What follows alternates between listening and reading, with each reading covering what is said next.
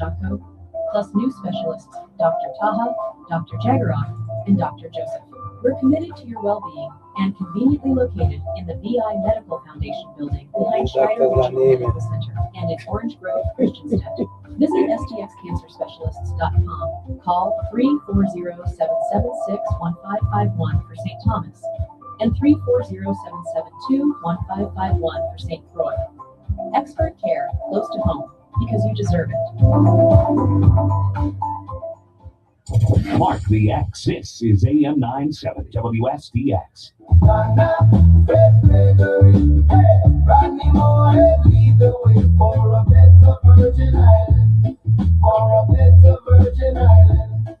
This is Donna Gregory. You're a Democratic candidate for governor. Small businesses are part of Virginia's economy, and they should be sent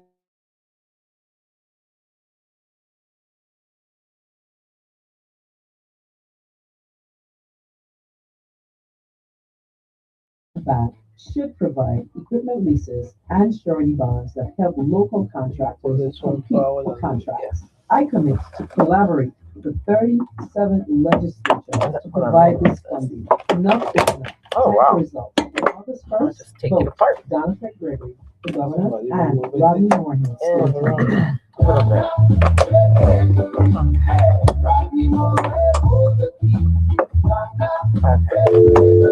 we go. Yeah.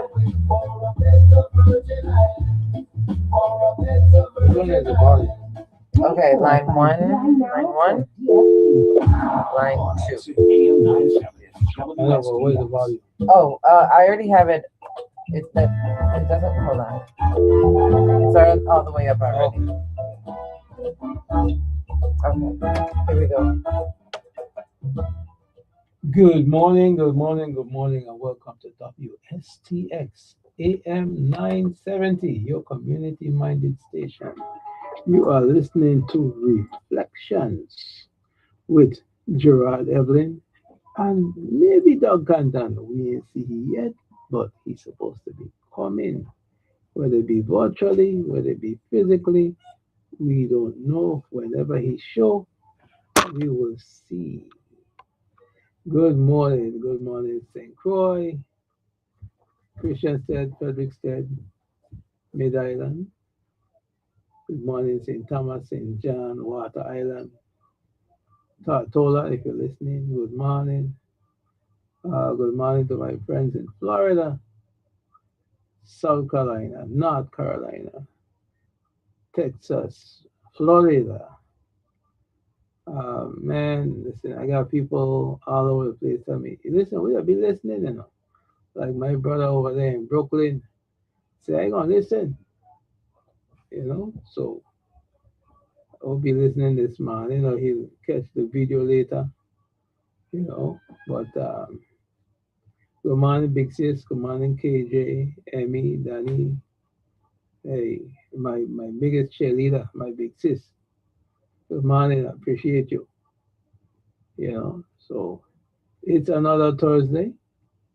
Guess what? You know, my famous line. Somebody get paid today. Don't spend it all in one place. You know, do not spend it all in one place. Things getting expensive.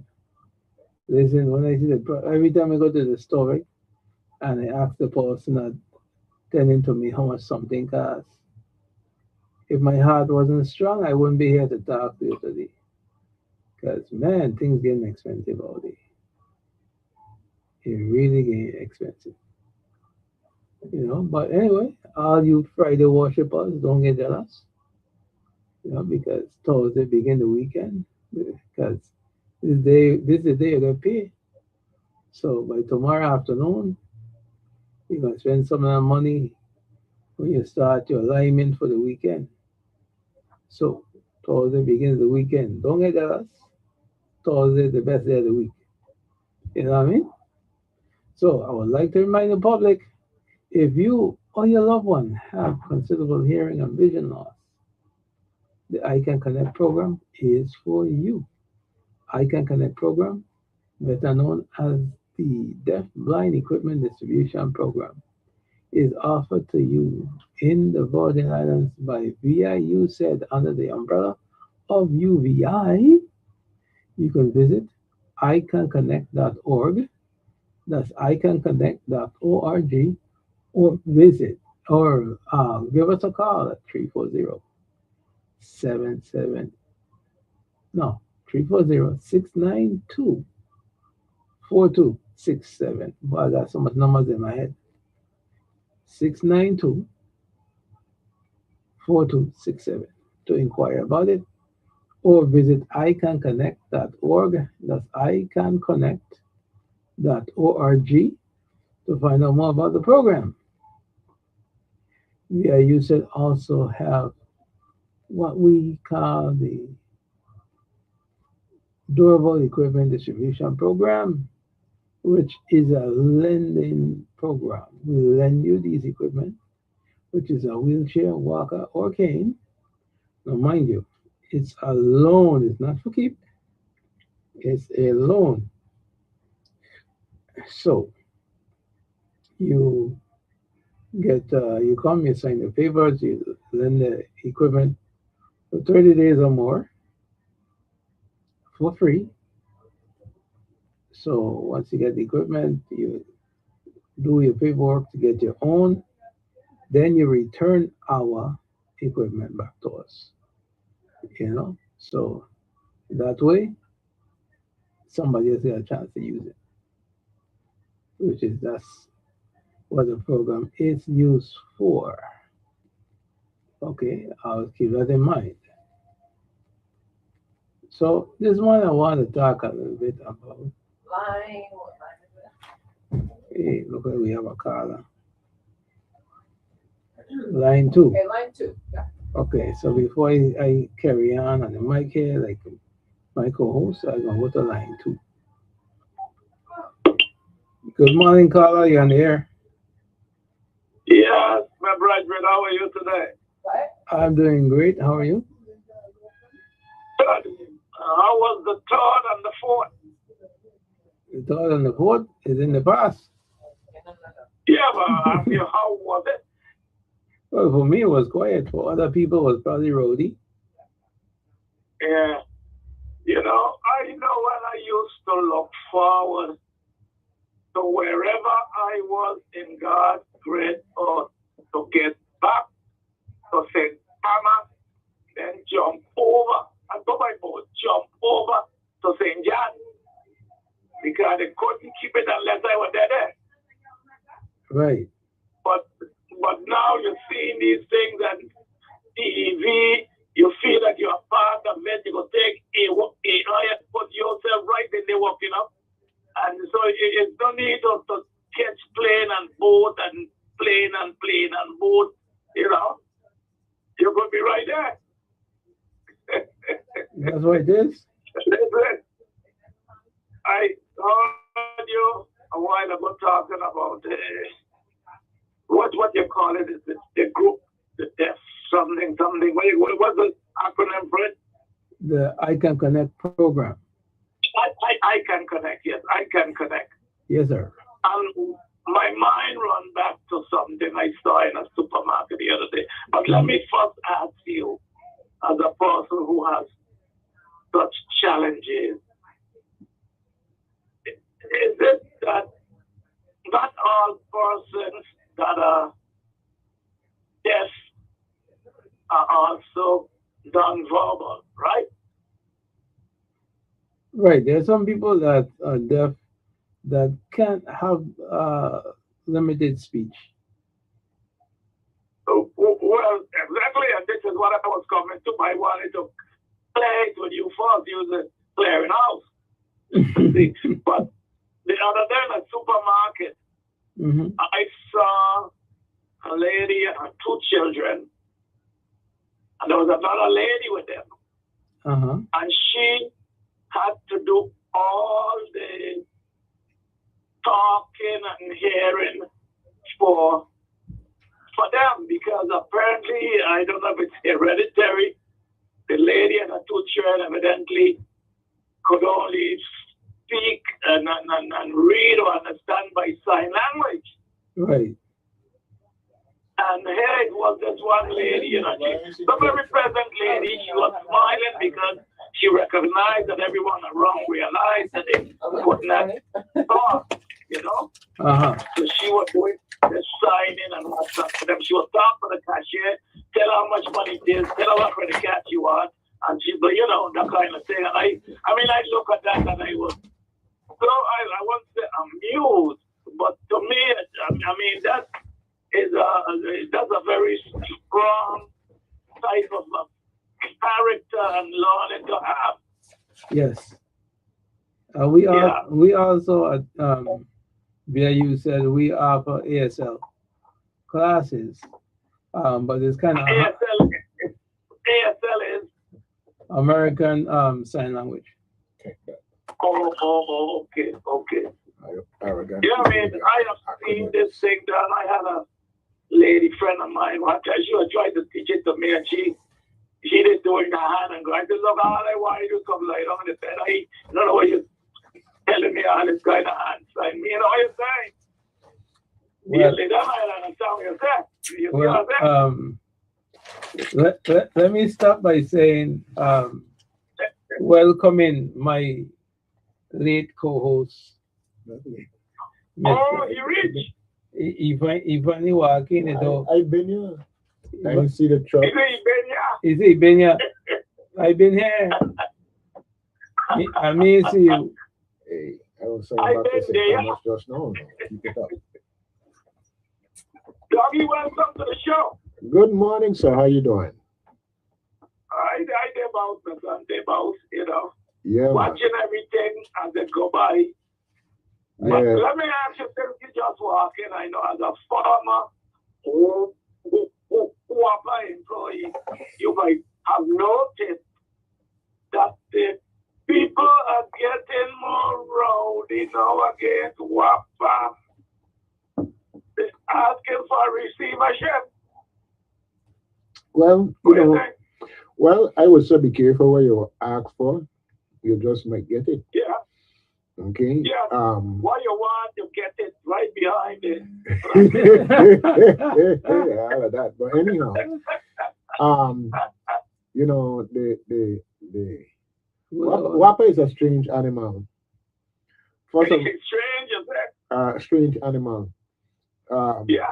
You know, to quote unquote fix WAPA, it might need what they call a catharsis. You know, you just cut everything out, meaning like you just make a whole new authority and hire people fresh. Yeah. Okay? And I say that because them man out there who busting the tail to get the power turn back on and doing this stuff, you know, when last the contract get renegotiated and they get pay raise. Okay? Yeah, but let me finish. But if you go through management, you see that they're doing this equivalent of a desk audit and changing people's job description and giving them a raise that way. You follow me? Okay. So it wouldn't be too far fetched to say that budget wise, you know, management has maybe a disproportionate chunk of what money is left after they pay their bills. In that context, but you know, I don't have any beef with somebody putting food on their table. So I'm not saying that who's making too much money or not. And I'm not going down that road. I'm just saying that type of thinking, their focus is not on service. And then not only that, you have certain type of behaviors. For instance, Watchilla work good with fuel oil. It work good with natural gas. So of course it must work good with propane. With propane, because propane is a gas, right? I mean, this is why it looked like somebody thought through in their mind. So now we go ahead and buy them, man. Everything will be fine. It's a deal. Yeah. And we catching our tail ever since, right? Yeah, But then take it another step further. Imagine that we have a GE turbine on lease, right? At $2 million a year. Yeah. And it costs $10 million, right? Okay, and 5 years later, the people say, hey, you know, it's a $2 million thing, whatever, you want to purchase it. And you know what we do? We let somebody else renew, lease it to us. In other words, in other words, rather own outright when we had an opportunity to, we continue this lease process. That's wasteful when you think about it. And the things you can afford to do, and there's things you cannot afford not to do. Okay? And so if you say, I have no money to buy it, man, you'll find money for other things. The government can step in. The government understands the basics of 1 + 1 is 2, and we could pay 2 now, or we pay 10 later. And the government could say, well, you know, let me figure out a way to, you know, bite and blow, as somebody else say, to make this happen, so we could have $8 million savings over the next 5 years. These are decisions that are being made that ultimately nobody is being held accountable for, okay? Because those are performance-oriented things. But who do performance ratings these days? Okay, you know who they'll do them? And I'm gonna tell you for you know who they'll do them? Them people who trying to get at somebody. Okay, they don't do performance ratings to knock down people they don't like. That's where we are. It don't be performance rated. What is it called? Non-performance rated. But you see, this is why I gave you the flow, because when it comes to whopping up, you would understand. You would be able to tell a bit what is going on in there. Okay, give us 20 seconds. I have another call online. You have another call? Okay, let me clear this quick and say this. This is why, Dougie, these guys don't want to buy the lease unit. If they got offered to them at cost, because if they keep leasing it, then they could get something out of it. Well, I understand. Yield to the other caller. Okay, I understand that. Because okay, let's go to the next caller. Okay. Yeah. Yeah. Because Good morning, caller. You're on the air. Good morning. Yeah, just calling to, you know, the complaints that people have against WAPA, it's not with the average worker, the ones that are struggling to keep our power on. I don't think I've ever heard any real complaints about it. It's been management decisions. The management, as you pointed out, that's the problem that people have with WAPA. So the average worker don't, you know, when they hear complaints about WAPA, it's not them. Well, you know, they shouldn't take it as them, and they probably deserve a raise. Yeah, no. We bigging up the WAPA workers. They're the ones who catching the tail to make all of this stuff happen. Exactly. Okay. Right. And that's what you said, and I just calling to agree with it, and to you know, let them know that the public, when they hear people complaining about WAPA, it's not them. It's the management. Let me tell you how bad it was, right? Let me tell you how bad it was. I know of an instance of a person in a high position at WAPA. Okay, they have an 8 to 5 and on-call situation at WAPA, but they had an outside job and they spend more time out there than they spend it in the place. Serious. Okay, and I'm saying this because that's a matter of discipline in your ranks. The fact of the matter is, if people don't have that type of loyalty to their job like that, and you know, this is a management thing, right? Exactly, it comes back to management. Right, but management. Let me give you another thing, right? They have a scholarship program. Okay, we get these folks to go after school, come back and put the time into WAPA, and a lot of them just leave. But we need a entrepreneurship program with these scholarship students, because so what would they do? What would they do with them if they stayed? Oh, that's what I'm getting. But that's what I'm. No. I'm getting to that. I'm getting to that. Yeah, I'm getting to that. The other day they jumped down this one because he had a private business that was also servicing WAPA. Well, as long as you have your proper legal disclosure, so they know who they're dealing with, okay, and everybody know who they're dealing with. So when you put in your bid, it's based on whatever, if it's a bidding process or whatever. But I don't know that the guy is still there, or he gone, or how it was resolved in the end. The problem we have is we have all of these engineers from outside servicing WAPA, usually through external companies that come in here and service WAPA. Other than whatever money that they pay to the lieutenant governor's office, that money ain't staying here.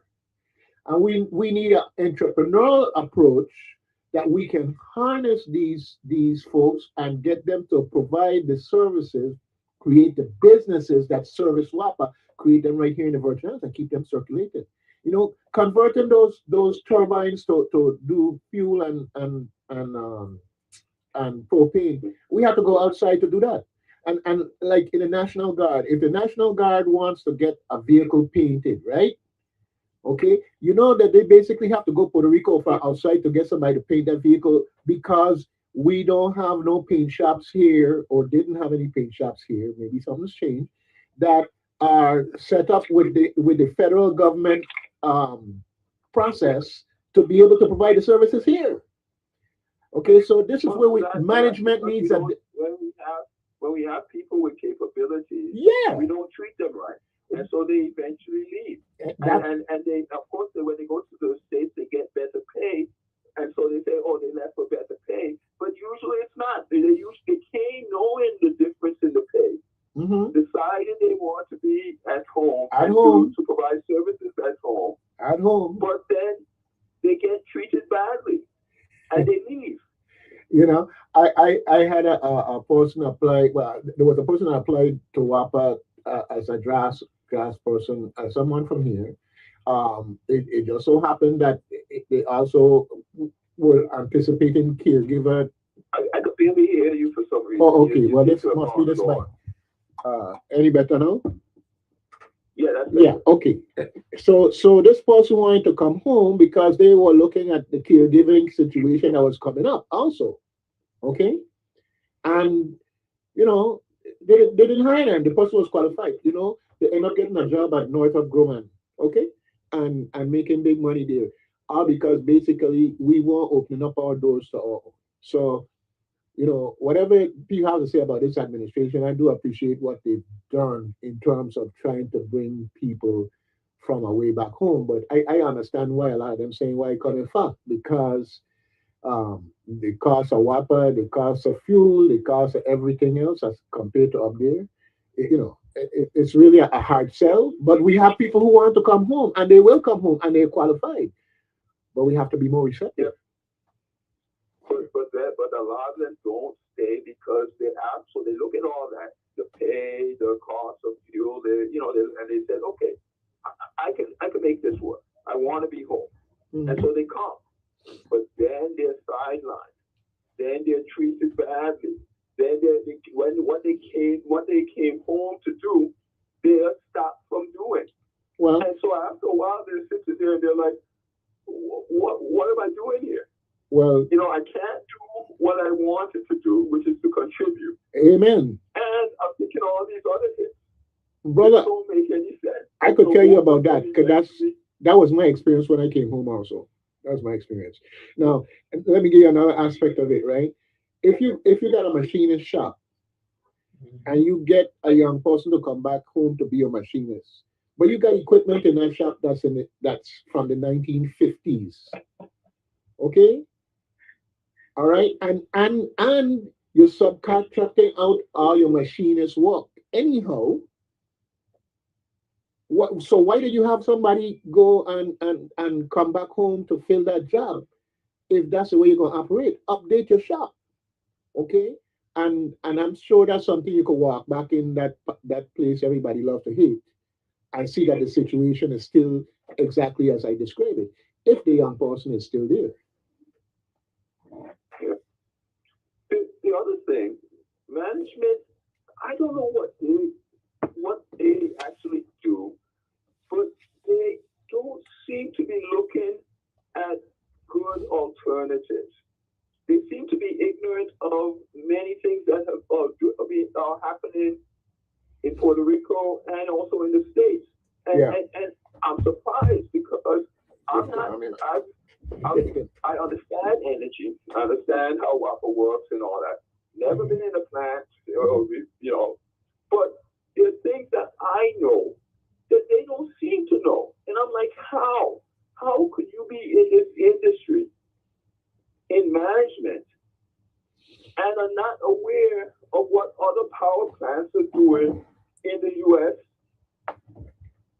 The other day I called in to a talk show where a former WAPA management person was, one of the hosts.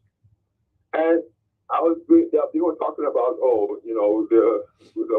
one of the other hosts was saying, the power plants in the States, they get energy from power from each other. So if one plant goes out, they can get power from another plant, and so the people have continuous power. And saying that, well, we don't have that. Well, and so I called in and I was like, why are we talking about things that we don't have? We don't have that, but we can look around and see what do we have and come up with some plan. And before I could, tell them what I was talking about, they were like, and they went off, and then they hung up on me. And then the person started talking about spinning reserves. And I never mentioned anything about spinning reserves. I wasn't thinking spinning reserves because I know that that's costly. And that's what he was saying, that, that would be a costly thing. What I was calling about was something called peak power plants.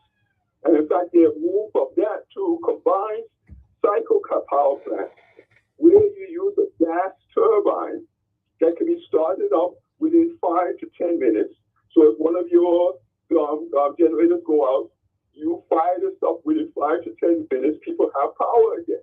Yeah. And they move from that to something similar, which is called a combined cycle, where they use the exhaust heat from this as to preheat the water for a steam turbine, similar to a heat recovery system. Yeah, that's what we had. And so this is what power plants use up in the States, besides getting electricity from each other.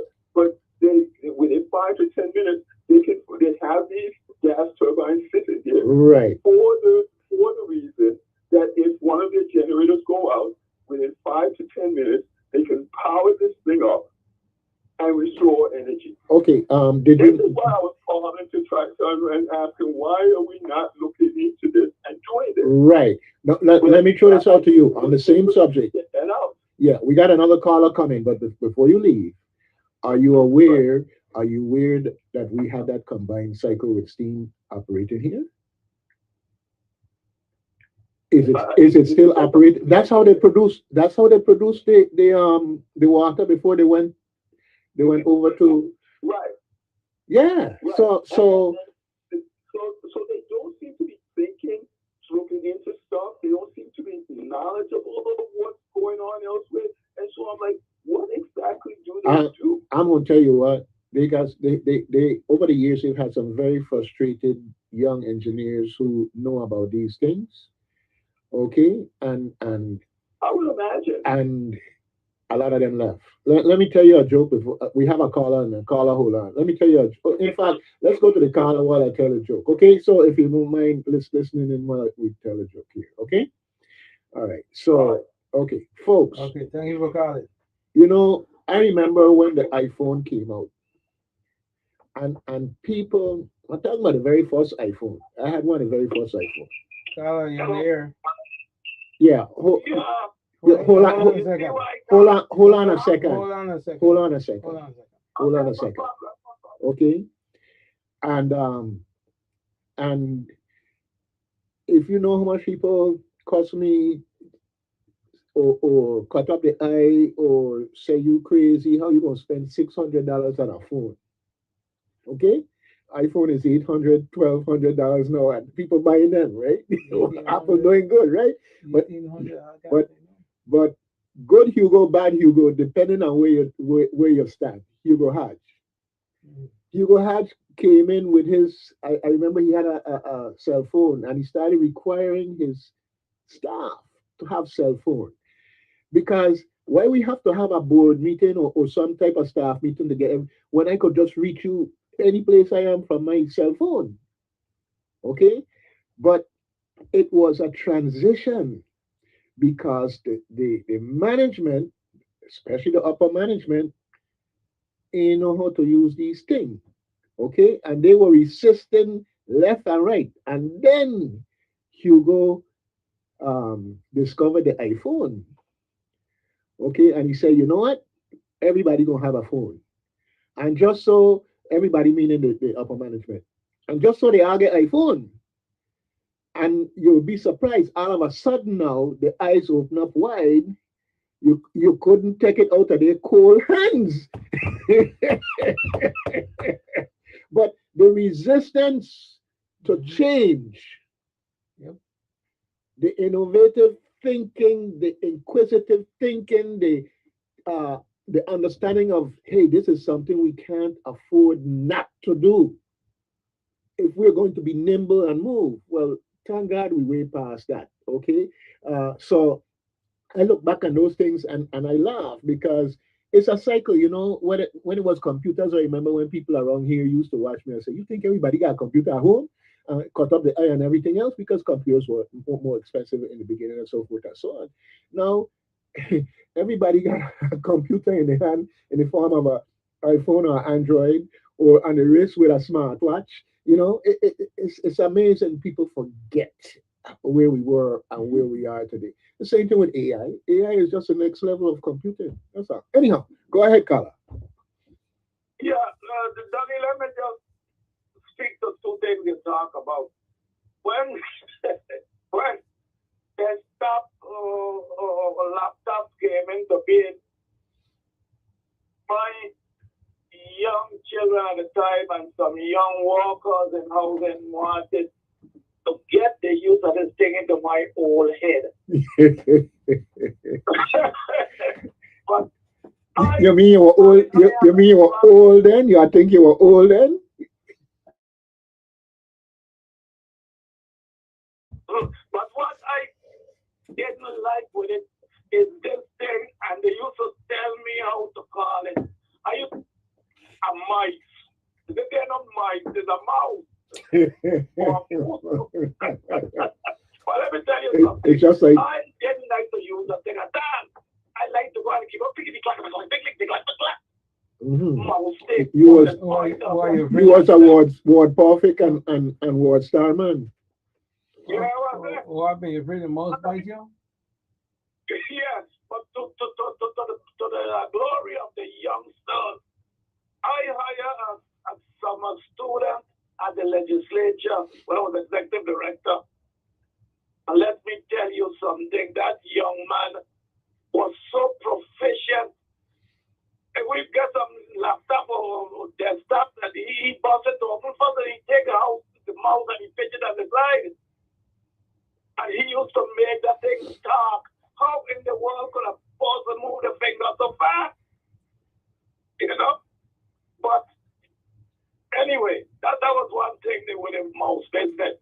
Let me get back to Whopper. Because you mentioned the son of the soil, Hugo. As I said before, I did not know Hugo until he came back, the junior now, until he came back from the States. I knew his parents because I grew up in Savannah with his father and his aunts and uncles. However, that guy reminded me so much of an executive director we had in the past, a white guy named Dick Cannard, Richard Cannard.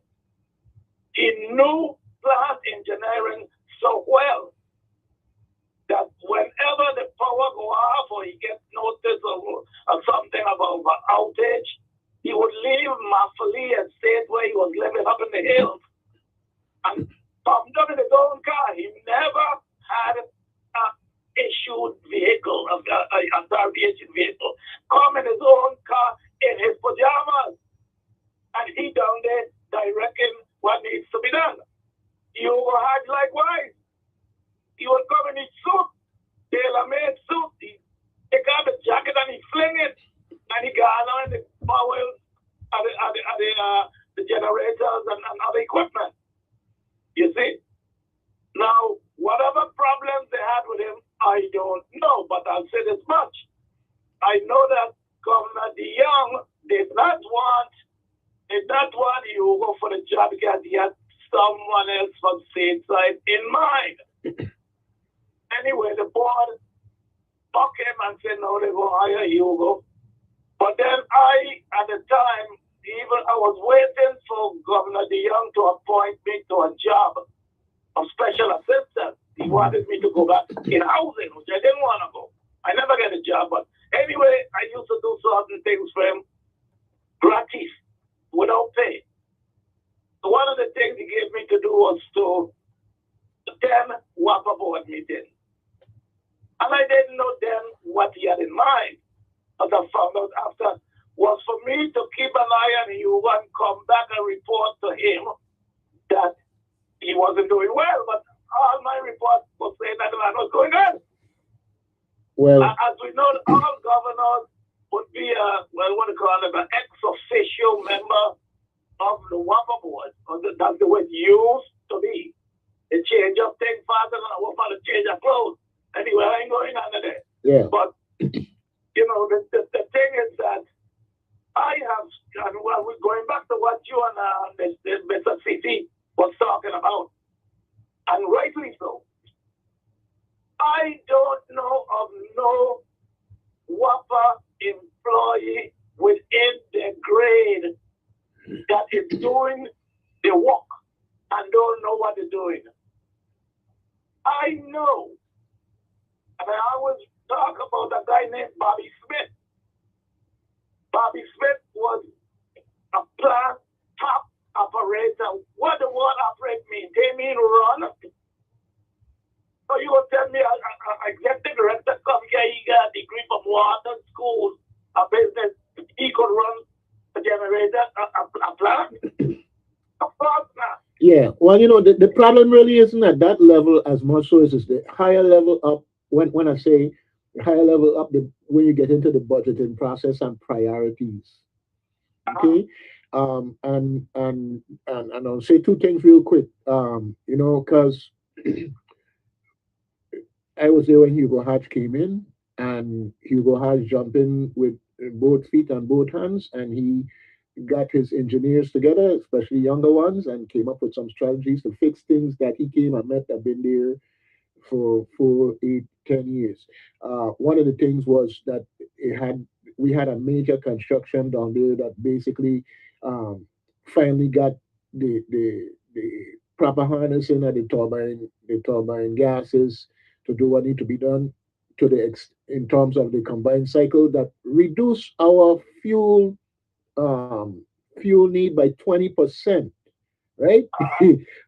But the thing is, you know, you could do good, but people ain't gonna notice it because the price of fuel went up. So we benefited, but the price of fuel went up anyhow, and the price of copper went up.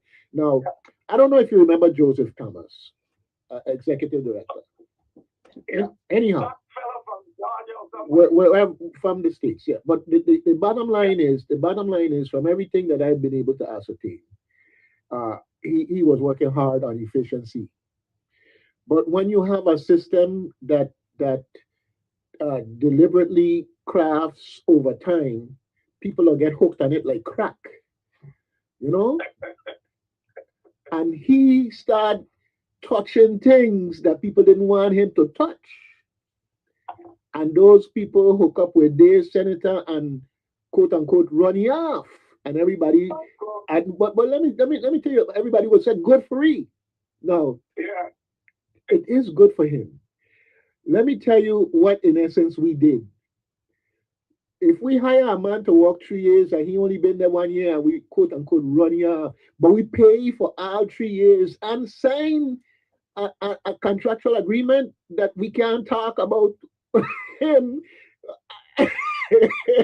He win left, right, and center. He win. He get the money. He said later for Ayo, I gone. Okay, and Ayo could stay there with Ayo's choppiness. All right, yeah. Because and I say this, all you gotta do is look at the historical study of over time at WAPA, and you'll see it. It's there to be seen. But these are the things that they don't talk about because too many people have something invested in it. Okay. Yeah. You know the cost of living in St. Thomas sometimes it's people working 2 and 3 jobs. So Yeah. if you could have 2 and 3 jobs in the same in the same place you work, why not? And in their mind, okay, all right. Anyhow, before I have all my cameras up and radar and everything, I make sure I don't duck and look around before I come out my yard because anyhow.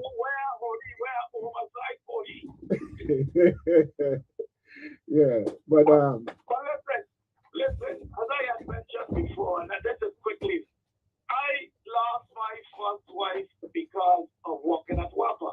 oh Lord, I would have two-way radios on the headboard of don't our bed, monitoring the plant and monitoring the field crew 28 hours a day. You understand? brother. And I wasn't paying them no more money because I have never received overtime pay at WAPA after I leave being a dispatcher. So I suppose Once I went into the engineering division and they moved me up to run it, it was a compensatory time. I wasn't going over no more money. brother, why you just didn't become a monk outright instead of living like one with a wife? But you see what I'm saying? But the thing is this, though. The thing is this, and I'm going to say it again and I'm going. All right. The regular worker, let's say an operator, and I'll use Grant, Devon Grant as an example. I let Devon come on and say, oh, I got a second class operator. You know, just a second class operator. Operator runs the plant. Yeah. But and the executive director. yeah, but the reality is that WAPA has come a long way, but it still have certain bad habits that go on, personality issues that should not have anything in the workplace. So people who are qualified and should move up, okay, are stifled, and then people who are qualified to come in are stifled because that's so and so family, or I don't like this person. That should have nothing to do with it.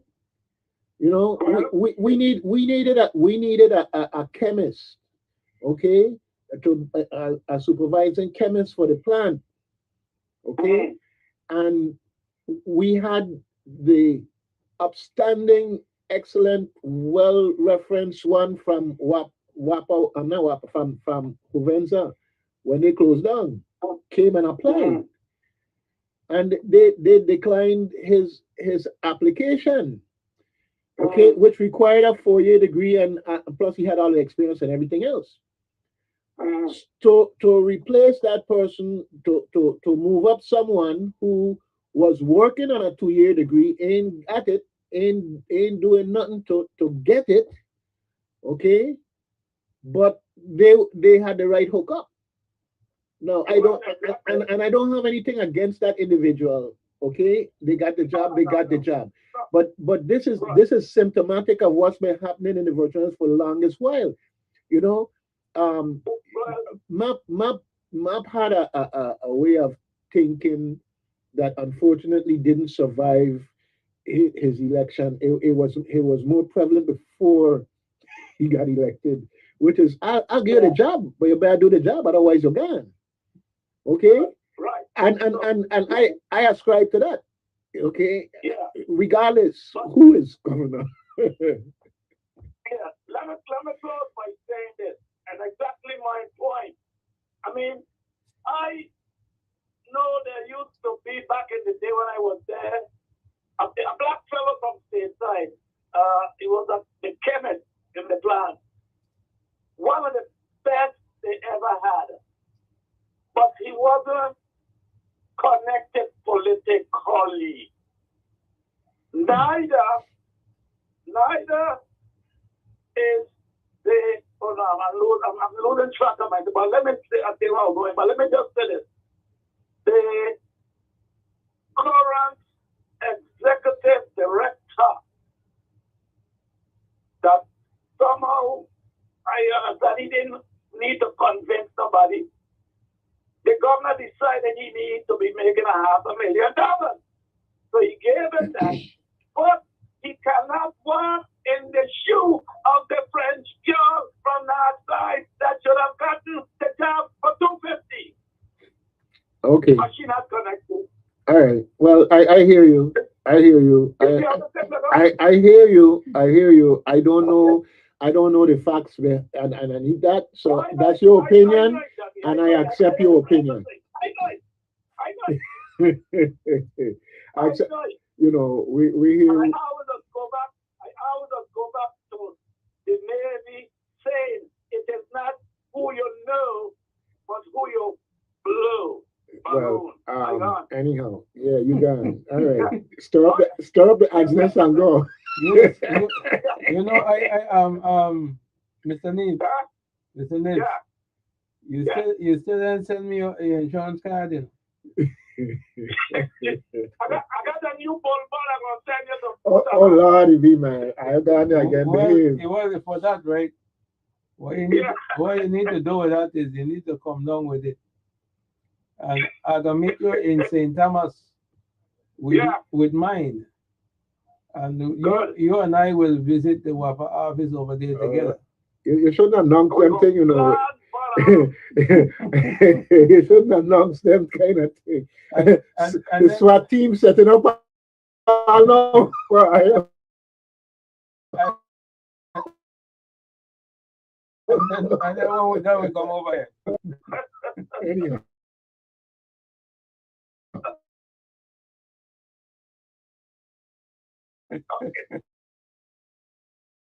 Anyhow, right now, and it's on. It's you disconnected. Yeah. Okay. Okay. He could probably hear. And it's on YouTube, so you could find it. I just happen to be flipping stations. I see that the primary for Democratic candidates for the Senate were there on TV. Now,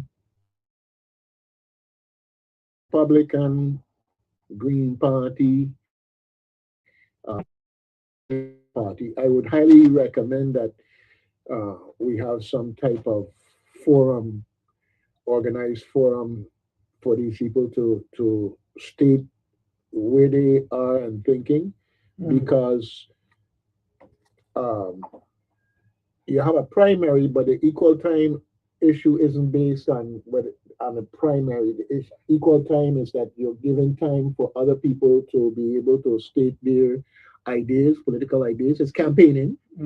Okay, so in that context, if someone were to organize a forum, and they could very well argue that they're through the equal time obligation, that they would be able to get that televised also. All right. So, and I say that because I know I have some folks out there say, "Oh, Democrats in charge, and so they got a TV, they got a this, they got to get that." No. It's there for everybody. Equal time rules are equal time rules. So, if anybody else, whether it's another party or a coalition of non-Democrats, since it's the majority, even let them come in if you want to. But the bottom line is equal time is equal time. So, folks, stop complaining and do what you gotta do. No, the one for the Democratic primary was very interesting. It was quite revealing in a lot of ways for those who care to see it. In that regards, switch gears, Jared. Hospital. Hospital. Yeah. There's an article in the source that apparently, if you go by the representation staff and other people at Royal Schneider get together and pen this thing and put it in a paper. Okay? And it's very, very revealing. Very, very revealing. Now, I live here on St. Croix, and I interact with people who work at the hospital here, one referee, Mhm. and I get some interesting stories, column stories, because that's all I could say right now, simply because anybody who stand up making themselves a target. So I'm not here to say who tell me what, when, or how. But some interesting stories, Gerard, that is basically the same thing as what's going on in St. Thomas. So I'm saying, like, wait, no, hey, we think right there. If all we're doing is sitting around and complaining among ourselves, you know, the squeaky wheel will get the grease. So let St. Thomas make all the noise about these problems. And when St. Thomas get the money, me want hear nothing from nobody. Well, Now, hold the on. people who running things should be saying, well, we taking care of both hospitals. I understand that high road, Yeah, but the history ain't all like that. yeah, but dog, they call in a station the other day Mhm. complaining JFL not. They said they ain't had no toilet paper, they ain't had this, they ain't had that. Till they went around and people don't need toilet paper and think the carry up in the place. Brother, I They- understand that. you I'm know, not discounting that. I'm they not just come discounting that. right. What I'm saying is it's been put in writing Mhm. and it makes a difference. When it comes to who's listening and responding, it makes a difference. Writing is a form of evidence or evidentiary tool, or the propensity to be put in place as an evidentiary tool for investigation and so forth and so I on. understand that. Right. So I appreciate that they come on the radio and the talk. But the reality is, aside from us being on Facebook, for somebody to go back and listen and hear and understand, we have who we have, and then it just goes up into the air. And so there are a lot of people walking around that aren't really aware because they're not listening to these stations the way they used to, but they're having an opinion based on what a few people say, and they commiserate and talk Right. and complain just like they've been there saying he blind. No, he ain't blind. But they got blind man that they could talk to and ask if he blind or not, right? You know, and I put it that way, Jared. It's not to take away from whatever other activity is going on. Right. I know the power of putting it in writing. Yeah. I, Okay. I understand. Yes. It's just like I can give you Mhm. another scenario. We had a meeting with Vitran virtually on the phone. Uh-huh. It was alleged that we have these coupons that we got to buy. So there was a client that said they gave this particular driver $40 Line one. and they only got $20 in coupons. After they did the investigation now, they realized that the rider had bad intentions. You understand? Mm-hmm. So, and I found out who the driver was that they tried to implement that they stole this money. Mm-hmm. But during the meeting, we was told that they investigated and it was not found that the driver was at fault. But afterwards, somebody from that meeting called one of the drivers and spoke to one of the drivers and told the driver them that they say that they thieving the money. You see how people are spread rumors? Well, yeah, but that's our people. First of all, until somebody gets sued for libel and slander and have to pay out their pocket, Mhm. some people don't learn. So they, Okay. so they called me one time. They say, "We know you want to set the record straight." I said, "But what? You know what I mean?" Anyway, I said I didn't hear nothing like that. This is what was said, blah blah blah blah blah, which is I just said it over the air, and they were like, "Was that what it is?" I said, "Yeah, that's what it was." Okay. Anyway, we have a Well, caller on line one. Let's see. okay. And we will talk about borders at the hospital in a second. Good. Good morning, caller. You're in the air. Yes, good morning. You mentioned something that reminded me that last night I came to the realization that young people don't have any legitimate news source. They get their news from social media. Um, and so when you have real stories that come out, they think that it could be fake. And this happened last night. I sent it was actually the night before. I'm in a group chat with a number of Gen Zers. They put me in the chat and we communicate, text stuff. I sent something. This woman, this flight instructor, was flying with this woman who had a license, but she was, I guess, I don't know, getting further instructions. And while they were flying, he opened up the airplane door and jumped out and killed himself. So I sent them that news article. Actually, I saw two news articles about it, but I sent them one of them. And then almost 24 hours later, one of them sent me something from Twitter about the same exact thing. And I was like, I already sent you this. And then another one was saying that it was fake news. And I was like, no, it isn't. I was like, that's the problem. You all get your news from social media rather than going to legitimate news outlets that have reporters who have a reputation to uphold. So they're going to make sure of their facts before they submit the article.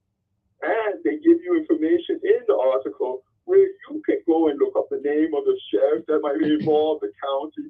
You can easily, if you doubt it, you can call and find out, did this thing happen? Yeah, well, while the stuff on social media, you're given scant information, and so you don't know if it's real or not. Yeah. And that's when I was like, I just realizing that this is where your generation gets their new information from. Mm-hmm. Well, you're not going to legitimate news sources that have reputations to uphold. Right. Well, and even when you say legitimate, Fox News already done said that they're not a news outlet, that they are more for entertainment. Okay? Right. And that's what I was trying to say. No. Fox News said they don't offer news. They offer opinions. Pardon me? Brother. Fox News said that they don't offer news, they offer opinions. Right. Okay. And however way you want to look at it, we'll do our research and come up with the actual words. I have more that I check. I look at the article on one, then I go to the next one, then I go to the next one to verify. And a lot of times you get new information when you go to another one. And I was telling them, I think one of them was saying something about CNN and that they don't trust them anymore. And I was like, for years now, I haven't messed with CNN because I found that there was some stuff I didn't like about them. Right. And there was stuff that was questionable. All of them. All of them is like that. You have to look around. Well, like you said. Well, presently CNN is owned by a Republican, so yeah, right, conservative. Yeah. So they fired more. And again, these are things you can find out. You can find, but on Twitter and on things, you don't know who this person is. Yeah. You don't know where the story originated. Right, but unfortunately, that's where a lot of our young people, especially Gen Z, that's where they get their news from. And so, like what you're saying, a lot of them are not listening to the radio; they're on social media, and they did test a lie spreads faster on social media than the truth. The truth is not as exciting and juicy, so people don't. Send it on to other people. Well, but a lie is nice and juicy, and people will distribute it to everybody. Well, yes, that's the strategy. That's the strategy. I mean, the bottom line is we had a well, there's a certain uh, news, entertainment, opinion outlet here in the Virgin Islands that you used to see dead people before the family even got a chance to identify the person for the police to release the name. You know, now it seems that behavior has stopped since then. Okay, but I'm just saying they know. Oh God, somebody got shot. Who are they? Da, da, da. Who family? I mean, the melon nosiness thing does get people to go and click. Now you add to that the monetary side of getting clicks, okay? And then it gets even worse. People just putting out stuff that's juicy. They ain't interested in truth and facts. They just It putting out also stuff that's caters juicy. to a human need. So we have physical needs like air, water, and food, Uh-huh. but we also have emotional, well, not emotional, mental needs. Mhm. Like everybody needs to have a sense of control in their life. That's a mental need, and if you don't have it, it's like you without oxygen. You're going to do anything to get it. Right. The other Okay. thing is human attention. Like We attention. all need Right. some human attention. Okay, okay, Carl, I gotta give you 30 seconds. We're at the top of the hour. And the station need But the attention. last thing what I'm saying Yeah. that human attention is a human need, and your health. If you're not getting it, your health will decline. And so, if you have juicy news, you're getting all the attention. Everybody's listening to you, Right. and so Exactly. that's why that stuff spreads. All right. Well, we got to give the station some attention now. It got human Right, right. needs. It ain't run by AI, but it got human needs. Yeah, we gotta give the station some attention. Exactly. All right. All right, thank you Take for care. calling. All right. Good thing. Okay, we gotta take a break. We gotta keep the lights on, the mics on. We'll be back after these messages. Stand up.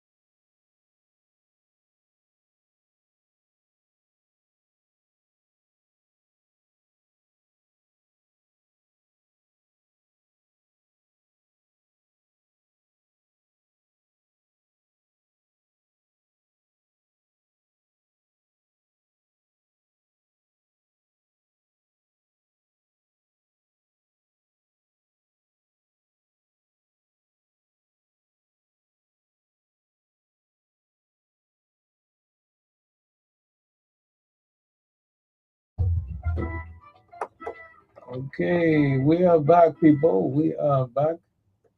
You're listening to Reflections with Doug Canton and Gerard Evelyn. Okay. The numbers to call is 340-773-0490,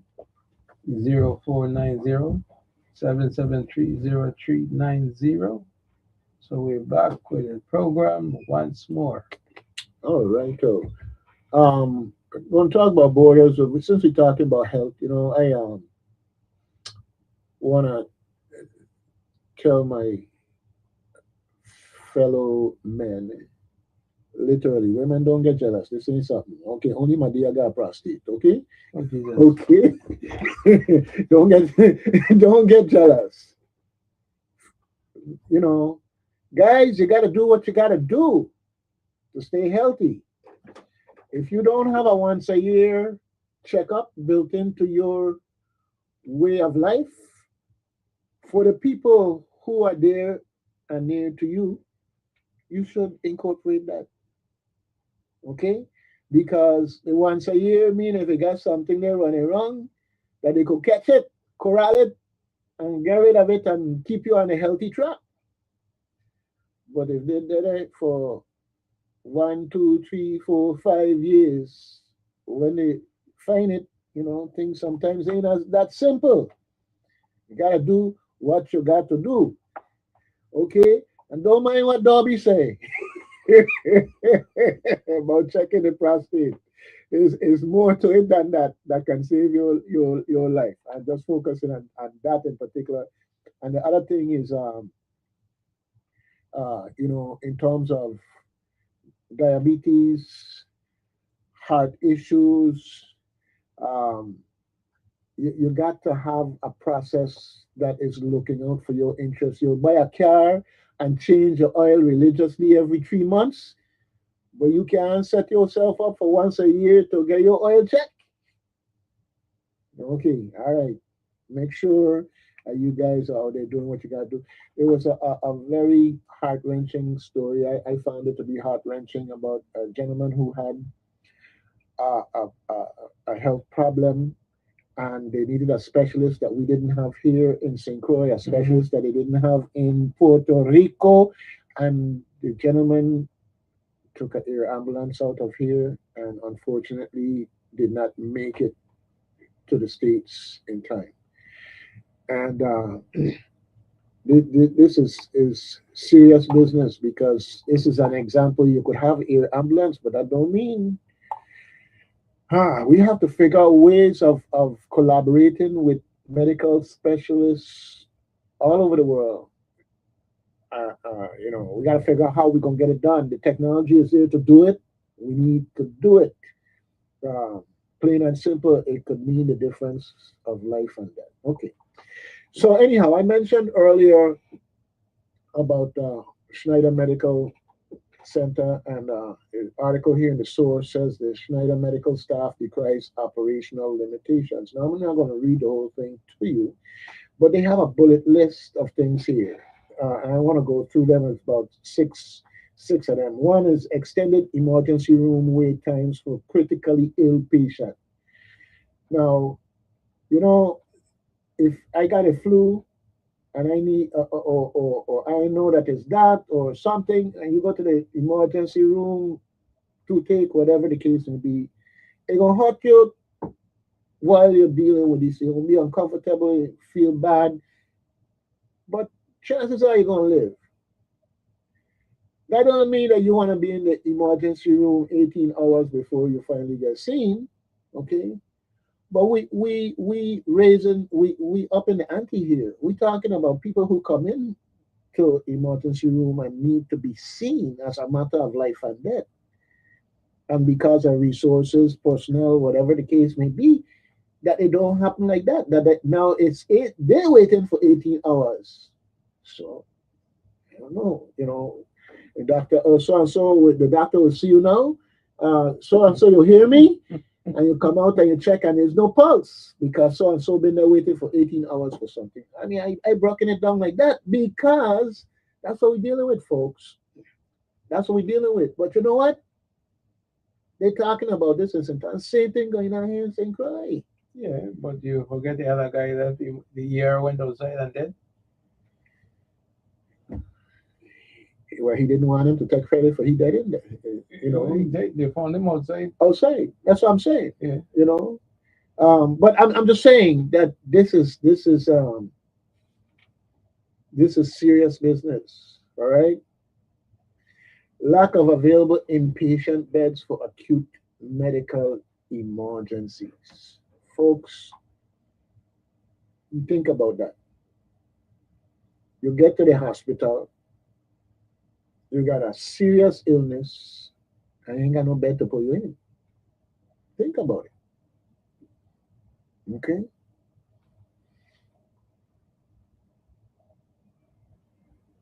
Inability to recruit and retain essential medical staff and specialists. Well, recruiting, I can't speak to that um, in at this time because so much has changed. But the mere fact that whether it's salaries, cost of living, whatever it is that's causing professionals to say, hey, I like to do that kind of work, but I have to pass. Okay, it's because of all of these different things. So what and everything else factor into that. Right? Sure. So the board is one board now. Yeah, there's one board and sub boards, but the board isn't the issue. That it's a resources thing. It's a resources thing, and we'll come to that. Shortages of critical medical supplies and equipment. When you're in the hospital and you there with your foot out and the toes out, it'll be cold and okay. It got people bringing socks from home and donating to the hospital because they got no socks to put on the people in foot. Okay, but if they could keep the person alive, that's a priority, right? So I'm not trying to make a big deal out of socks as much as to say that it's a symptomatic problem that goes up the chain so that more important things than socks are also in short supply or not in supply. All right. And as you were saying, the people came on the radio and talk about the things that they had to people donate and whatever, so forth and so on. Mm-hmm. But we're talking about critical medical supplies. That's the key word, critical, not stuff that's nice to have. Critical. Increased burnout among healthcare workers. Well, if you only got but so many people and you got 3 shifts working and somebody working 2 shifts every day, you don't get burned out. And a 3 shift for every now and then, you won't get burned out. If and so much about that. Okay. Growing concerns regarding patient safety and quality of care, where everything that we've been talking about ultimately culminates in safety and quality of care. Now, there is one thing that they talked about here was borders. Okay, what is borders? No, we ain't talking about a border and having being a U.S. citizen and getting ICE to come after you. We talking about people who live in the hospital. Well, this is not something new. No. This is not something new. All right. You got so many people who are basically living in a hospital can be discharged, but they ain't got no family or no family that want to clear them. Mm-hmm. Okay, so it's actually advantageous to the family to lead them a party there. Okay, I remember once upon a time a senator who had hit the administrator, the CEO of a particular hospital and everything else used to be fighting like that cat and dog. Okay, but then come to find out that the family get in there and we're living in there, and all of a sudden I see them all lovey-dovey with this same person that was the CEO and everything else, and I figure out what's going on. And I said that because that was back in the time when I was dealing with health and hospitals, and I said, oh, that's how it goes. Okay. Yeah. Well, I'm not here to put anybody out on the street or whatever, but this is what'll be going on, folks. So if we have any type of calamity here where we have um, mass casualties of any type.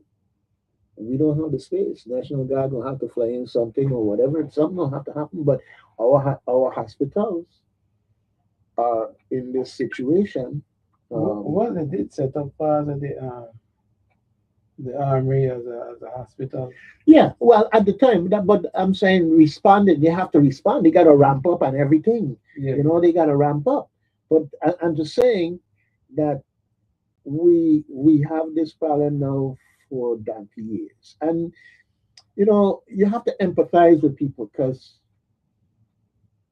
sometimes people find themselves they may have insurance, but in the time it takes to get the paperwork done and so forth and so on, you don't want a situation where somebody who would have lived if they had get in a bed, okay, at the hospital, um, to die because you tell them they can't get in a bed because I ain't get out of sometimes you might have a situation and then everything get work out and boom, boom, boom and get taken care of. But this is past that. This is folks who literally living in the hospital.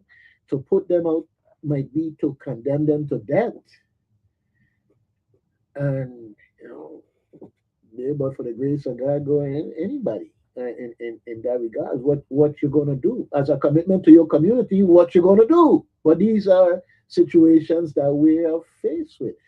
So we have to figure out how we're gonna rejigger our safety net to be able to handle these things. But when I read the article, and as I said, the importance of in writing, maybe Synchro did something and I missed it. If so, and somebody bring it to my attention. All I know is that healthcare in the Virgin Islands is and we've had guests here, and you have your primary physician here and so forth and so on, and the folks here in the medical profession, they can't stand the fact that people will get on the plane and go away. But there's a reason why people will get on the plane and go away, right?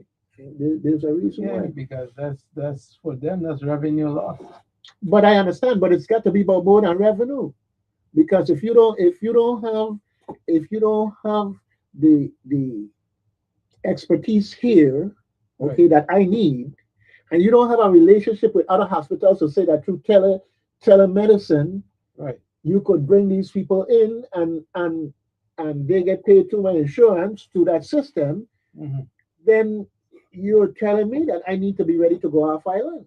Yeah, well, Okay, that's what they're saying to people, but the reality is everybody can't go off island, and that should not be the the solution.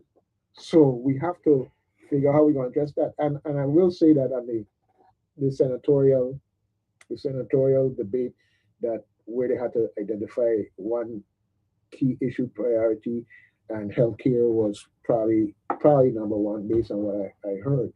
Um, serious business, serious business, serious business. Health is number one. If and buts about that. You have all the money in the world, and if you don't have health, what's the point? it's just like, And these folks, it had to take a lot for them to get to this point to say that they were going to go and put this out there, yeah, right? Our hardworking people in the hospitals are also very loyal people in the hospitals, hmm, because what you heard on the radio is stuff that's been going on now for years, but and it yeah, finally boiled over to yeah, that point. yeah, I know, They're very loyal, I know, because they even had a guy. I haven't heard him in a while. He's a big advocate for those people taking dialysis at the hospital. Hmm. When you talk about borders, I remember a guy that used to come to independent living. He was blind and he was I think he they amputated one leg. Then I think something happened with the other leg and they had to take the other leg. And after they took the other leg, nobody heard from him for about a year. Come to find out, all this time this man been in the hospital. Uh-huh. Yeah. And then when he finally came out now, I was like, wait, he was in the hospital all the time?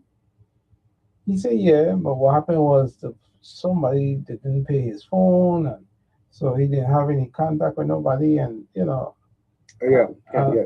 It was one of those situations, you know. Yeah. But Okay. about a year or so later, he passed on. Yeah. Well, the one of the really big problems that our hospital has had over the years is Medicaid and how Medicaid operates. And you know, it don't make no sense. It don't make no sense that when you have American soil that Medicaid works different here than in not Medicaid, Medicaid works different here than in states in terms of us having this cap. As a practical matter, as a practical matter, what this means is that our hospitals only get about so much money from Medicaid, and when they're done, they're done. Right. Which means that then our hospitals look into our government to make up the loss. And our government to make up the loss is then looking to its revenues. Yeah. Okay? And you hear about all these federal dollars we're getting in, but the federal dollars don't go to that. The federal dollars go to specific things. Right. So our local revenues, every time you hear, okay, we're gonna get money to this, we're gonna get money to that, where the money coming from? Okay, and this is why a lot of things, and this is the game that these folks play is that they hear, oh, this bill passed, and and they have money for this and money for that, or whatever the case may be, but really the money ain't there because by the time you get to looking for that money, they don't shift the money over here and shift the money as a matter of priority. Yeah, but no, Hmm. I'm going to tell you about my experience now with that. Mhm. The hospital and other agencies who have to do medical billing, right? Hmm. They have a billing problem. I agree. They have a billing I, problem. I agree for the longest while. Yeah. And the reason why I say that is you don't get treatment and everything. And years later, you see it's when a bill popping up in your Hmm. mailbox that you owe. It may be just a few bucks, like 60 something dollars or whatever the case was. But you go like, but when was I here? You can't remember that you even got the service now because they didn't bill you in time. Right. Okay. That is a problem that has existed for years, and from what I understand, they're doing much better now. Okay. I mean, it's one of those things uh, that takes automation, computerization. You have to have enterprise level software and the software support to make these things work and to make the modifications that you do Mhm.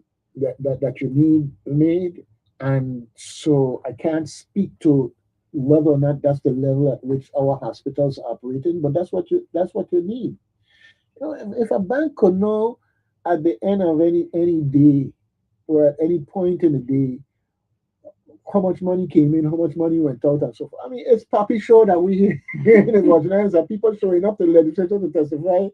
Oh, but Senator, you plan for this and you allocate this money and so. But that money in there, that money don't gone. And this is the challenge that you have in being in the executive side of things. Mhm. If you only have $10 million, but you got $20 million a need, something ain't gonna get paid. Right. And that's basically how we've been operating. Something don't get paid.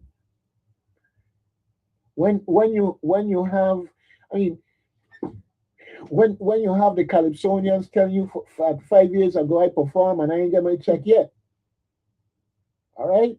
Well, obviously somebody's priorities is such that money don't gone someplace else. Because when you come up with your documentation, now they gotta figure out where they gonna get some money from to pay you. Right. Right? This is something that's been going on forever. When you hear budget is a projection based on collections in the past year or whatever. It's projections. And what happens when you don't meet the projections? You don't meet the projections, it means that something ain't gonna get funded. Now, if something costs $100,000 at the beginning of the year, you don't have $100,000 collected from whatever that's generating money, but by the end of the year, you have. It means that it take you a whole year before the thing get funding to do something, and then you have to make sure you move on it and right then and there, because otherwise somebody goes, "What? It got some money come in," and they looking to grab money and go with it. Okay, yeah, it's one of those things. It's a shell game sometimes. That's the best way I can put it. It's a shell game. Yeah, But because the bottom line is I don't envy the people who are in political office, because there are a lot of challenges out there, especially in the legislature side of things, that you could appropriate and appropriate and appropriate till kingdom come. Okay, the appropriate making an appropriation doesn't put the money there, and even at the time that you saw the money was there, it doesn't mean that 15 minutes later it's going to be there based on priorities and how things move in, yeah, the projections and how money comes in. tell me about it, because my pet peeve with Act 86, I was able to get a message on the floor in the finance committee while they had the Vitima director questioning. Hmm. They asked him about that. He said, "Oh yes, Senator, um, that is unfunded. It was funded, but then now it's unfunded." Hmm. Sounds like Exactly, and this is the thing.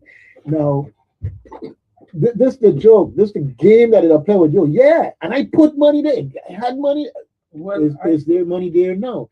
And how do you track the money? So you pass a piece of legislation appropriate, and you don't track it. And see, this is well, where it's a shell game, Jared. right. No, but you see, Mm.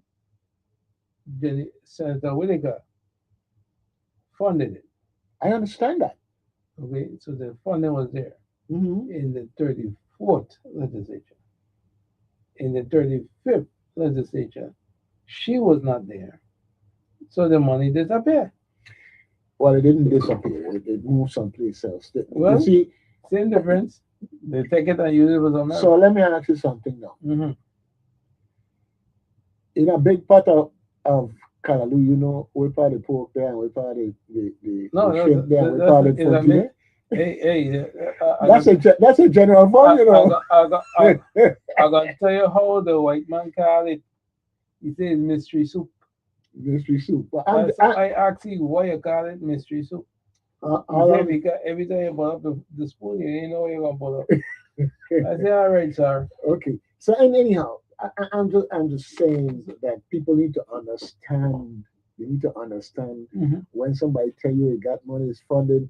It takes time for everything, but in that time, somebody else had a need, and they figure out where we could put money from, put Yeah, money from, yeah. and this is where I come back again to this, right? Hmm.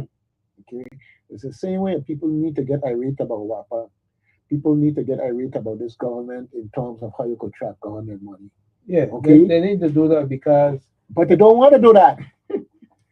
Gerard, you could say listen, that they like and say they need to listen. do that. They don't want to I do that. don't tell you already, right?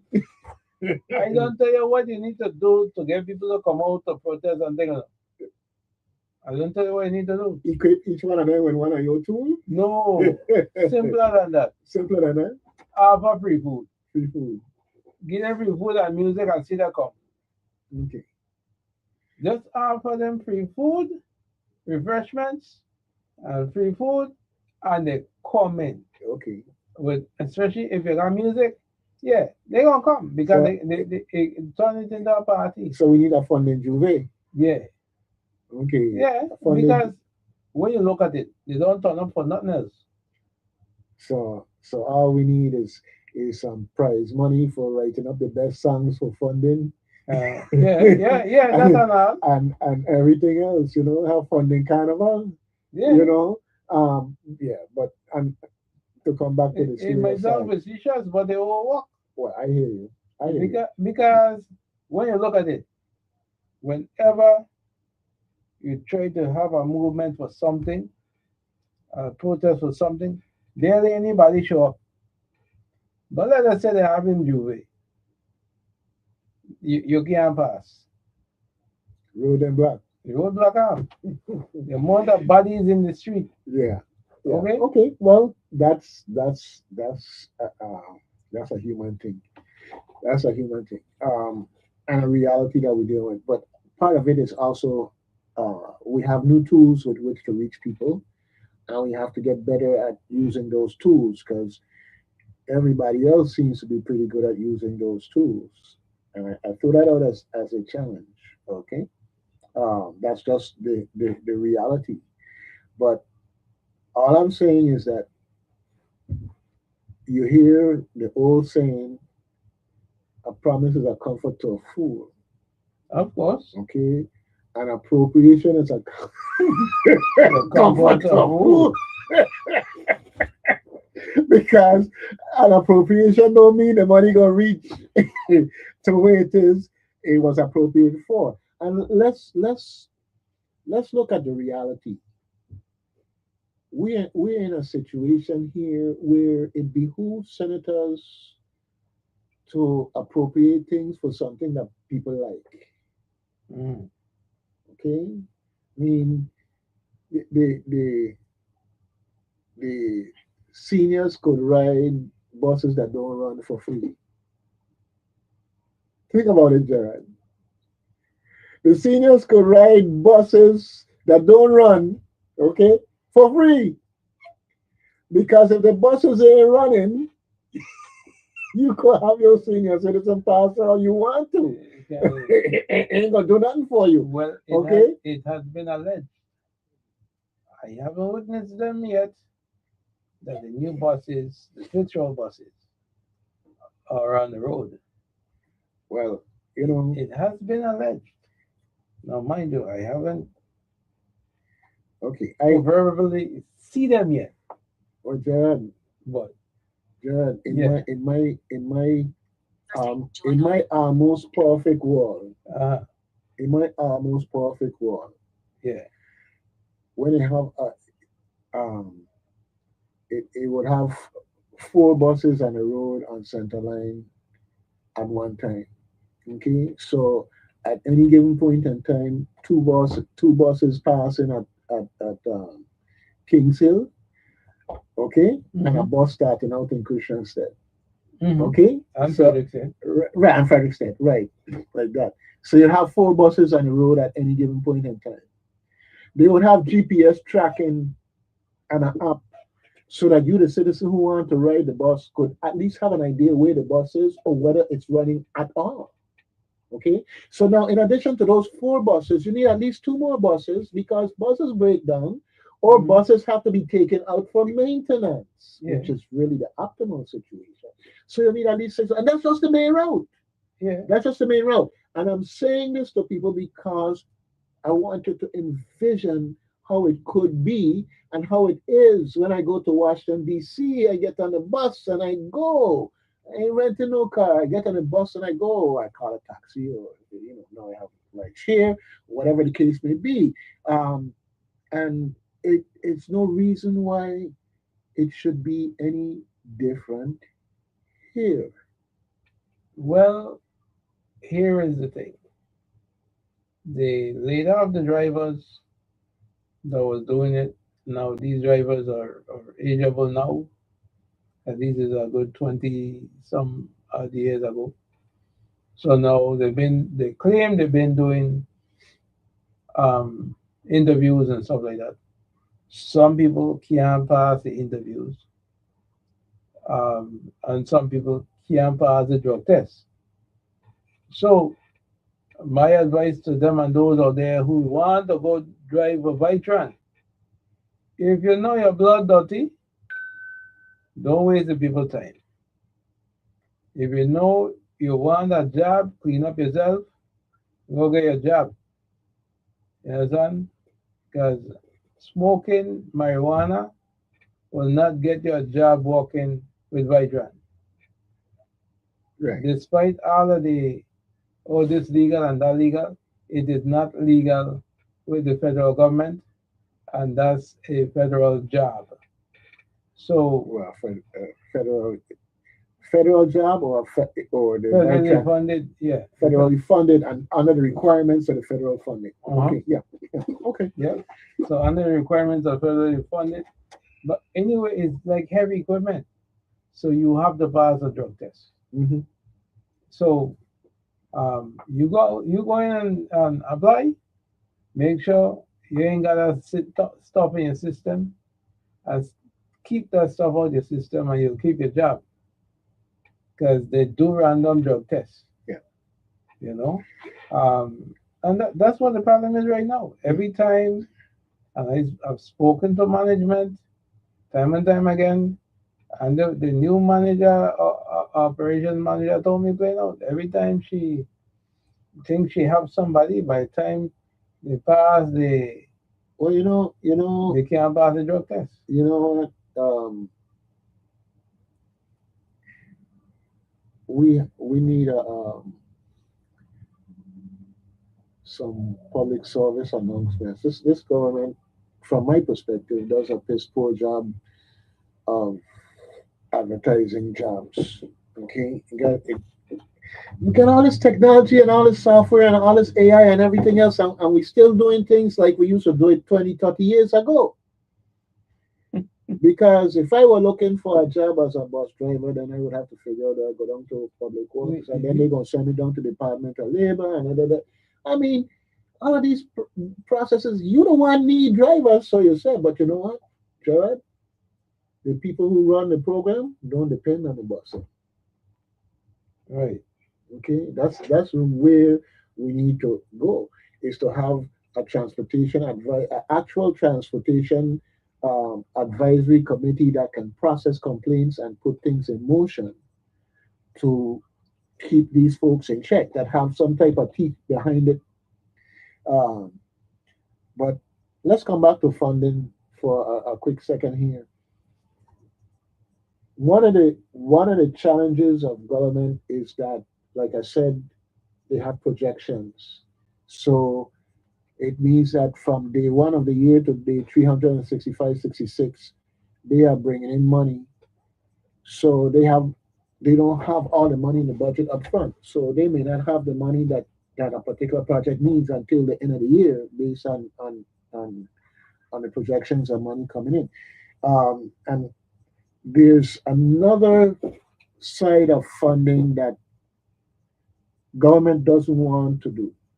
Okay, and that is to have dedicated accounts for certain things. You hear all the time that they're taking some money out of this fund to move into that fund to go into other fund. Well, the reality is, you have a if you put a fiduciary duty on a funding, so not source, but a funding account, a fiduciary duty to making sure that those funds are used for a particular purpose. And you got a chance that you could police, and that if you find somebody breaking the fiduciary duty, you could send them to jail or fine them in some heavy way or fire them or whatever you need to do. But right now, the people are really at the mercy of uh, this funding system that they have in place, that they like so much. They meaning the people in charge. This is why you have, in a sense, a lump sum budget or a line item budget, because it's about control and flexibility, control and flexibility. So anyhow, enough on that. It's 41 minutes after the hour of 9. 9:41 a.m. 5 notifications news. Now. MS now. Notification.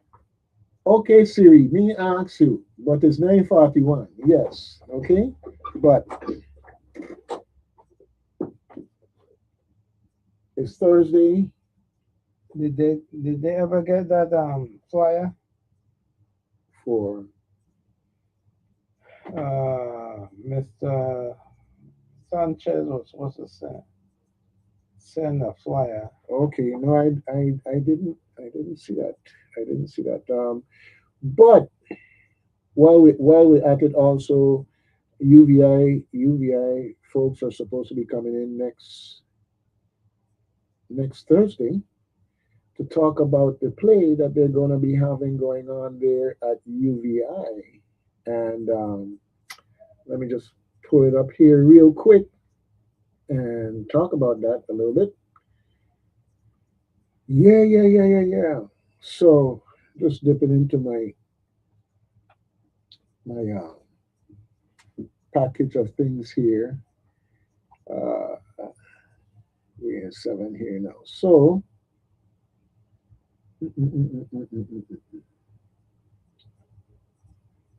I just want to remind people about these online courses, these free online courses on things like marketing, taxes, business plans, and permits that is sponsored by First Bank. Okay, and if you're interested in those free classes, they're online, and so and also they're in the evening, which might make them more accessible to a lot of folks who otherwise are out there in the workforce or some other aspect of schooling. And so you can always call 787 756 5080. That's 787 756 5080. Now, 787 is a Puerto Rico area code, and First Bank is headquarters out of Puerto Rico, but it don't matter where the number is. What matters is that this is an opportunity for training in areas that can help us in terms of doing business here in the Virgin Islands. So 787 756 5080 if you want the Practical Entrepreneurship Academy for the USVI that's being sponsored by First Bank. That's how you can get more information and move forward with that. Okay. You send me a photo there, Gerard? Yeah. Okay, so I'll check that out in a second.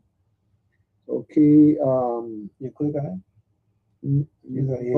Okay. Let me accept it real quick here. Okay, save it to downloads. Okay, yeah, I got it here. I'm coming to it here. This is the 15th. Technology, man. Yeah, the 15th. All right. So let me just come back here to where I was in my cloud. Yeah. Okay, so we're talking about events there, and I jumped into something else there in the process. But folks, we know that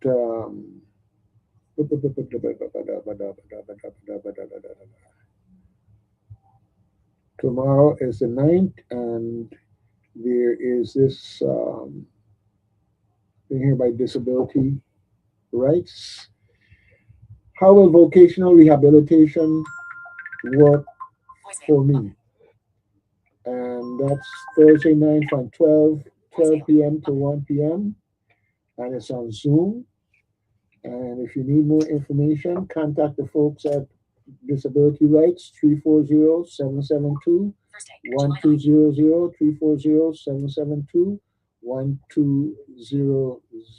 All right, because many disabilities may qualify for vocational rehab, and including physical, mental, and learning disabilities. It helps you to get ready for how to find and to keep a job with vocational rehab support, and also, it has support for transition from high school to college or work. Now, they have informed choice and IPE individual plans for employment accommodated also. Now, and I was just getting ready to say that, in our school, our education system, where we have the IPE plans, the reality is that when you graduate, you need all the help you can get in terms of finding a job, because an able-bodied person versus a person with a disability, the fact of the matter, disability might provide that much more of a challenge in terms of getting out there and finding that job. So definitely, folks, um, shut up. From 12 to 1 p.m., folks, Thursday, July 9th. What day is it? I just made this shot. Thursday, July 9th, folks. All right. Good thing. Good thing. So check it out. If you need more information, like I said, hey, 340 772 That's 340 772 Okay. And I was talking about at UVI, that's all the way down to the 25th, but they play itself on campus, and it's a one night only thing. And they're going to be in here next week to talk about it. All right, Okay. and that's the important thing there. Now let me get to my folks here for the Lions. I want all the Lions come down and bite me up. I don't want the Lions friend to turn on me and come down and bite me up. Okay, let me see where this thing is that you sent me now. Okay, so it drops, so it's gonna be in downloads. Okay. Yeah. Anyhow, I'm gonna find it here in a minute. Uh, uh, What did it say was sent? yeah, it's right here. It's right here. It's right here. White cane orientation and mobility training, and it is not only training, but it's an information session. So if you have someone in your household, a friend or whatever, who will be interested in the training, or it may be that you want information so you could take it back to them to encourage them to make that move and become more independent and ability to get around by use of the white cane. Hey, they want you there. It is the 15th, folks. All right, that's next Wednesday from 10 to 1 p.m. And it's at VIU said St. Croix office. And the presenter is Stephanie Hernandez of Insight Solutions Services LLC. All right. Mm-hmm. And for registration, and you should register, don't just show up, register. Call Kim Jackson at 340 778 7992 at the Independent Living Center. All right. Now, space is always limited. Unfortunately, we don't have one in mixed basketball stadiums here on St. Croix. Space is limited. Okay. It is limited. So you got to To call register. and register. Call Kim. Okay. Jared, Yes, sir. who the heck is Kim? Who the hell is Kim? I didn't say you see Uganda, no. What foolishness you talking? Better check yourself before you wreck yourself. I know Kim. I have to check myself.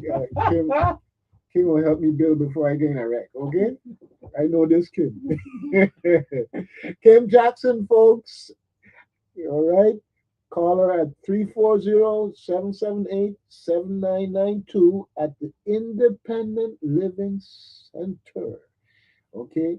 For those of you who may wonder where that center is located, it's right there in the Sand Farm Shopping Center, but it's kind of like around the corner. So when you think of Sand Farm Shopping Center, you see all of these signs going up along the buildings, and then you have the gas station. But you know what? Welcome. But you know, Falcon, right? But you know what? In between Falcon and MoneyGram. and MoneyGram there, you have a little road that go in between, and the door is right there on the side of the building. Yeah. Okay, so definitely, if you're looking for the physical location, All right, good thing. But definitely, I'm so happy I got this out. I ain't gonna worry about Allen Lions coming up here and biting me up. You and them lions. Happy to support. St. Croix Lions Club, folks, out there working for the community like a lot of other dedicated nonprofits in the community. It's about people. It's about people. It's about people. And when you're talking people, you're talking family, you're talking village, you're talking community, you're talking island. So we work together, we grow together, and we prosper together. The key is staying together. All right. Good thing, good thing, good thing. So I ain't gotta worry about no lions biting me up. Okay. You So afraid teeth? hmm, You afraid teeth? you know,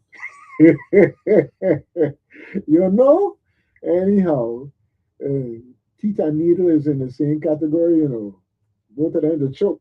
Yeah, Okay. one harder than something than one. Yeah, most definitely. Most definitely. Um, yeah, folks. So we're talking about right here on St. Croix. It's what, about 7 minutes to the top of the hour. Yeah, yeah, yeah. Jared, Yes, sir. when they gonna change the requirements for this thing, so I can connect and get a free iPhone? 'Cause I have a disability. They need to add running your mouth to the list of disabilities and No, they no, get no. eligible. That don't work.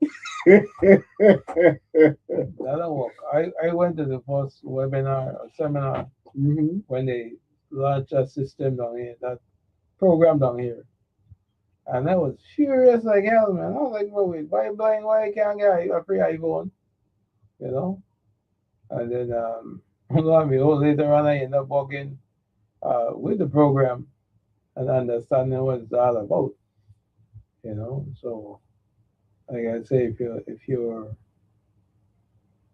Go ahead. you or your family have considerable hearing and vision loss, the program works for you. Program is for you.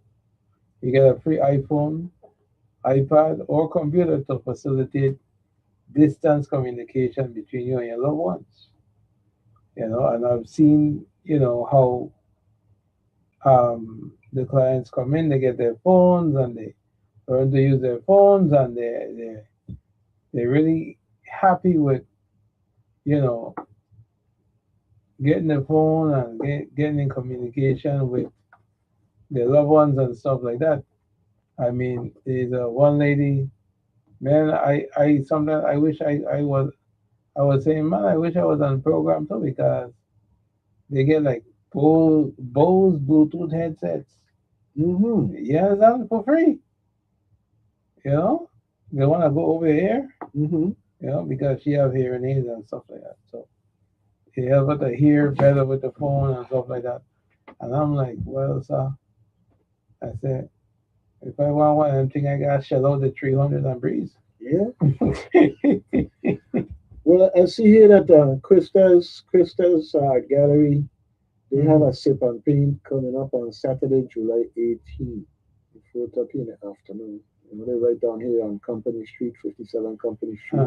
Sip and paint, you Sip said? and paint. And I thought about you and your artwork. Okay? You're funny. I'm not being funny. I'm not being funny. Don't get me started up here, no. Me and you been doing good all morning long, and no. Come to the end of the store, you looking to, don't rub me the wrong way, Put the key right there on the table. Okay. I calm down. Okay, I calm down. All right. Anyhow, And I got better with it. you got better with it. Yeah. More accurate. X marks the spot. All right. So Chris Art Gallery Sip and Paint. Yeah. It's $50 per person, but it's quite an experience. You need to check it out. Um, get you and that significant other and go down there or wherever, if it's necessary, you and the kids go down and sign up and do something. Maybe you have that daughter, niece, nephew at home for the summer and enjoying the place. Hey, treat them to this. Sip and Paint at Krista's Art Gallery, Saturday, July 18th at 4:30 in the afternoon. Now they provide everything you need, the painting supplies. The artist is there guiding you, and they have drinks and hors d'oeuvres. So if they have any cheese, make sure you eat your cheese responsibly. Don't be eating no cheese and then going and trying to move guardrail or knock down these innocent guardrails that are trying to cross the street. Okay? All right. And definitely make sure that if you eat cheese and going out and drive, that you have your sheep detection glasses on. Okay? What is sheep detection? Sheep detection glasses. Oh, you have It got detection. it got a song that Dobby had do. Okay, all right, and Midnight Shepherd wrecked the government car. He Okay. trying to dodge the sheep, trying to save the sheep life, right? And he hit the sheep, lick up the car. Okay, Midnight Shepherd. I wonder if it was if it was a shepherd that had walked out to let it see. I wonder. Okay, I tell you.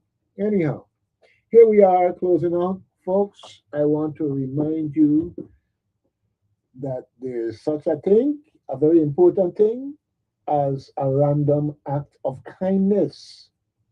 So please do a random act of kindness. And if you're feeling kind of bored, do it for, you know, don't just do it. Do a bunch of them. All right? Listen, No, now tell the people, let's do a random act, no, man. Me going there with you. We gotta go out. Me going there with you. and I holding on hope for you. Me go going there all with you. around Mulberry Bush and do all of that. Do a random act. Do a random Yeah. act.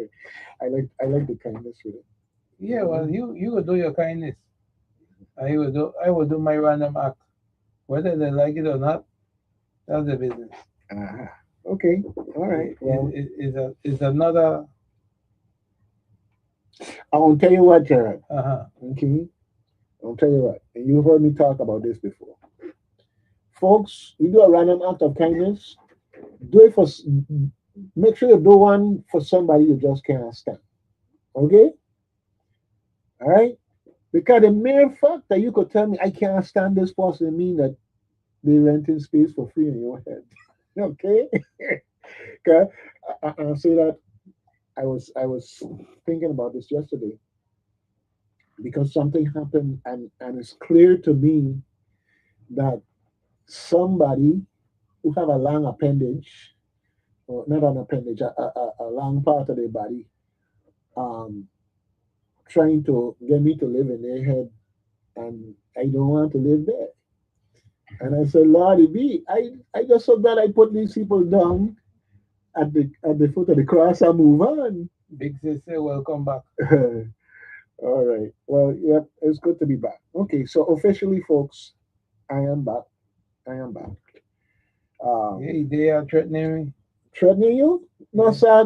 Don't even start with that. Don't even start with that. Blood thicker than water. You think you slick trying to get things right now and get turn your sister against me. All right. Anyhow, ain't gonna work.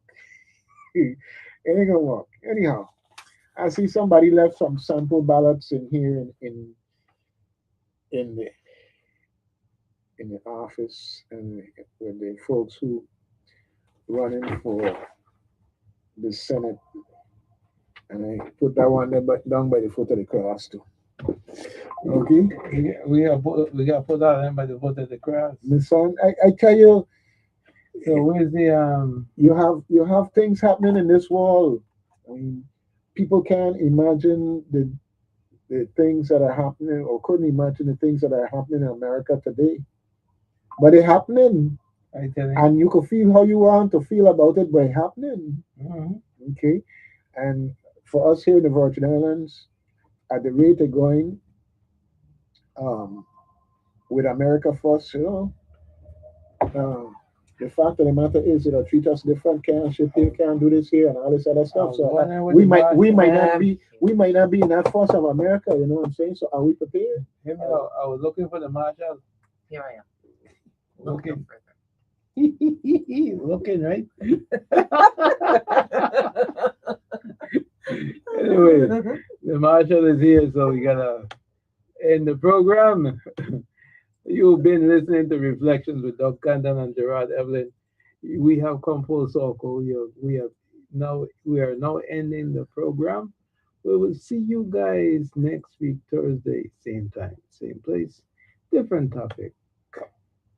Peace out. Stand up for the law. Stand up for decency.